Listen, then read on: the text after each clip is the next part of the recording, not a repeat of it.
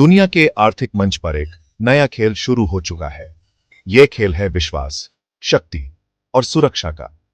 American dollar, जो कई दशकों तक सब पर राज करता था, अब उसकी चमक धीरे धीरे कम हो रही है। दुनिया देख रही है कि डॉलर की ताकत में दरारें पड़ रही है। इस बदलते हुए खेल में एक पुराना खिलाड़ी वापस आ गया है, सोना। जब भी दुनिया में न शांति या विश्वास की कमी होती है, सोना अपनी कीमत साबित करता है। आज जब डॉलर कमजोर हो रहा है, सोने की कीमत रिकॉर्ड स्टार पर है। यह सिर्फ इत्तेफाक नहीं, एक बड़ी चाल है। दुनिया के बड़े देश अपने भविष्य की सुरक्षा के लिए सोना चुन रहे हैं। अमेरिका के फैसले, फेडरल रिजर्व की नीतियां और डॉलर की गिरती वैल्यू पूरी दुनिया को प्रभावित कर रही है। अब देश एक ऐसे विकल्प की तलाश में हैं जो किसी एक देश के बस में न हो, और वो है सोना। यह डॉलर और सोने की जंग नहीं, एक नए आर्थिक युग की शुरुआत है।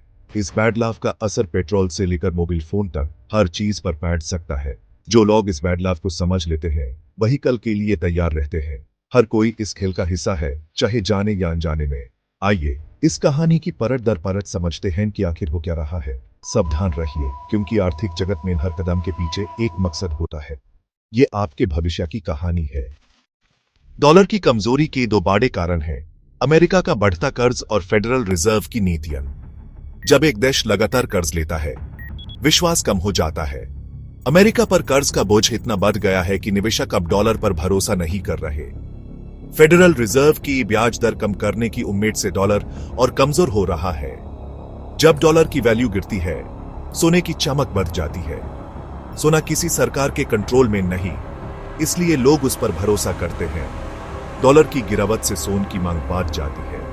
इसका असर आम आदमी तक पहुंचता है। इंपोर्टेड माल महंगा हो जाता है, महंगे बढ़ जाती है। लोग अपनी बचत को सुरक्षित रखने के लिए सोना खरीदते हैं। यह एक चेन रिएक्शन है। डॉलर कमजोर, सोना मजबूत। हर गिरती डॉलर के साथ सोना एक नई ऊंचाई छूता है। यह चक्र लगातार चल रहा है। इस दफा सिर्फ आम निवेशक नहीं, बल्कि दुनिया के सेंट्रल बैंक्स भी सोना खरीद रहे हैं। पहले रिजर्व्स डॉलर में होते थे, अब सोना उनका नया पसंदीदा असेट है। चाइना, रशिया, भारत, टर्की जैसे देश रिकॉर्ड मात्रा में सोना जमा कर रहे हैं। यह देश डॉलर पर पूरा भरोसा नहीं रखना चाहते। सोना एक न्यूट्रल रिजर्व एसेट है, किसी एक देश का कंट्रोल नहीं। अमेरिका अगर चाहे तो डॉलर रिजर्व्स फ्रीज कर सकता है, लेकिन सोना नहीं। सेंट्रल बैंक सोना एक इंश्योरेंस पॉलिसी की तरह देख रहे हैं। उनकी खरीदारी से सोने की मांग और कीमत दोनों बढ़ रही है। मार्केट को सिग्नल मिल रहा है कि डॉलर की जगह सोना भी सेफ हेवन है। सेंट्रल बैंक्स की डिमांड से आम निवेशक भी सोना खरीदने लगे हैं। ये एक साइकिल है: बड़े खरीदार, बढ़ती कीमत और ज्यादा मांग। ये आर्थिक शक्ति संतुलन में बदलाव का संकेत है। सेंट्रल बैंक्स की सोने की खरीदारी एक बड़े मिशन का हिस्सा है: डी-डॉलराइजेशन। दुनिया अब डॉलर पर निर्भरता कम कर रही है। अमेरिका अपनी करेंसी को हथियार की तरह इस्तेमाल करता है, प्रतिबंध, रिजर्व्स फ्रीज। रशिया के साथ ऐसा हो चुका है, बाकी देश भी सतर्क हो गए हैं। अब देश अपनी करेंसी या सोने में व्यापार करने लगे हैं। लेकिन सभी देशों की करेंसी पर भरोसा नहीं, इसलिए सोना सबका विकल्प है। सोना एक ग्लोबल करेंसी है, किसी सेंट्रल बैंक की जरूरत नहीं। डी-डॉलराइजेशन धीरे धीरे डॉलर की मांग कम कर रहा है। सोना आर्थिक आजादी का प्रतीक बन रहा है। देश सोना एक पुल की तरह दिख रहे हैं, डॉलर केंद्रित दुनिया से एक नई व्यवस्था की तरफ। यह हमारे समय की सबसे बड़ी आर्थिक कहानी है। सोने की कीमत को तीसरा जोर मिलता है डर और अनिश्चितता से। जब दुनिया में संकट होता है, युद्ध, महंगे या मंदी, लोग रिस्क नहीं लेते। सबसे सुरक्षित एसेट की तलाश में वो सोना खरीदते हैं। 2025 में राजनीतिक तनाव, युद्ध का खतरा और आर्थिक अस्थिरता छाई हुई है। निवेशक और आम लोग दोनों ही अपने पैसे की सुरक्षा चाहते हैं। सोना एक सेफ हेवन एसेट है, इसकी वैल्यू कभी जीरो नहीं होती। जब स्टॉक मार्केट या करेंसी गिरती है, सोना मजबूत रहता है। लोग अपनी बचत का एक हिस्सा सोने में लगाते हैं, गहने हो या सिक्के। सोना उनके लिए आर्थिक सुरक्षा कवच है। डर और अनसर्टेनिटी सोने की मांग को लगातार बढ़ा रहे हैं। इसलिए जितना ज्यादा संकट, उतनी ज्यादा सोने की कीमत।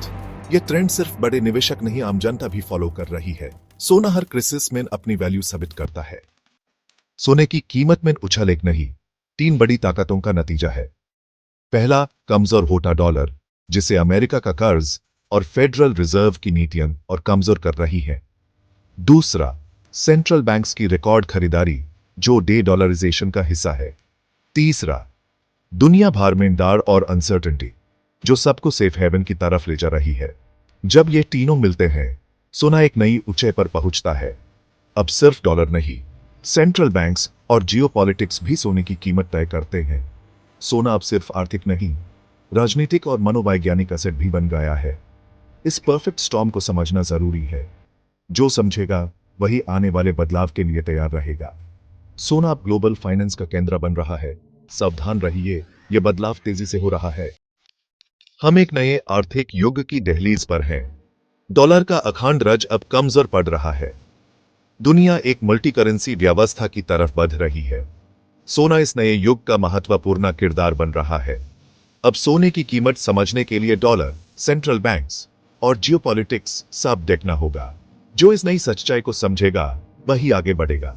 ये तीन ताकत, कमजोर डॉलर, सेंट्रल बैंक्स की भूख और ग्लोबल अनसर्टेनिटी, मिलकर एक नई व्यवस्था रही है। सोना अब एक मॉनेटरी एसेट के रूप में वापस आ रहा है। डॉलर अब भी इंपॉर्टेंट है, लेकिन उसकी शक्ति अब बांधती जा रही है। क्या यह स्थायी बदलाव है या सिर्फ एक चरण? सिर्फ वक्त ही बताएगा। लेकिन एक बात पक्की है, दुनिया बदल रही है और जागरूक रहना ही समझदारी है।